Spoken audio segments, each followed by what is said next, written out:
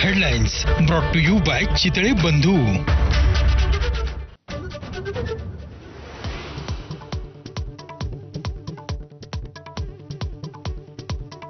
मसाजो ग्रामस्थांचं आजपासून अन्नत्याग आंदोलन। फरार कृष्णा आंधळेला अटक करा, आरोपींना शिक्षा देऊन देशमुख कुटुंबाला न्याय देण्याची मागणी।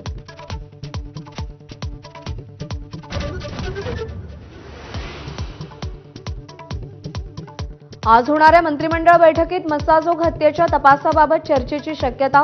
फरार कृष्णा आंधळेचा शोध, चौकशी समितीचा अहवाल या मुद्द्यांवर बैठकीमध्ये सवाल उपस्थित होण्याची शक्यता। संतोष देशमुख हत्या प्रकरणावरून शरद पवारांचा धनंजय मुंडेंवर निशाणा। आत्मसन्मान असलेली व्यक्ती पदावर राहणार नाही, मात्र नैतिकता आणि यांचा काहीही संबंध दिसत नाही, शरद पवारांचा टोला।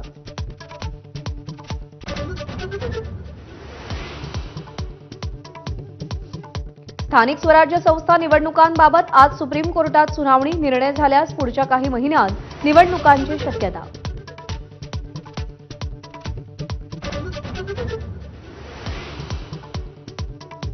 आज ठाकरेंच्या शिवसेनेचे नेते आणि उपनेत्यांची आढावा बैठक। पक्ष संघटना अधिक बळकट करण्यासाठी ठाकरेंच्या नेत्यांचा राज्यभर दौरा।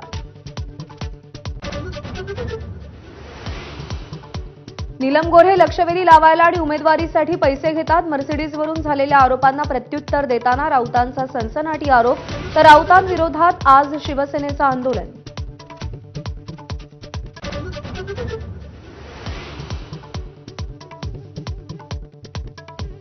साहित्य संमेलनात बोलताना काही मर्यादा पाळाव्यात, मुख्यमंत्र्यांनी कान टोचले।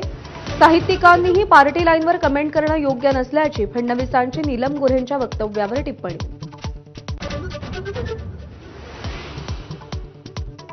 एकनाथ शिंदेंच्या ठाण्यात मंत्री गणेश नाईकांचा जनता दरबार, तर दरबारी राजकारण म्हणत शिंदेंच्या शिवसेनेचा नाईकांवर हल्लाबोल।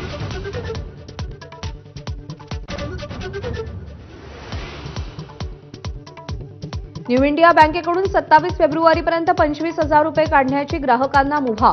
बँकेच्या शाखेतून किंवा एटीएमचा वापर करून पैसे काढण्यास परवानगी।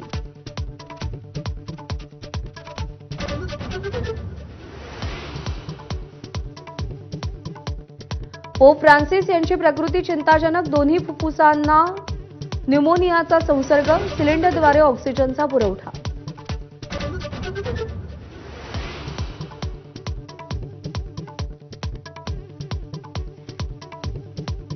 पुढील 2 दिवस मुंबई ठाण्यासह कोकणात उष्णतेची लाट येणार, मुंबई हवामान प्रादेशिक केंद्रानं अंदाज वर्तवला। Headlines brought to you by Chitale बंधू।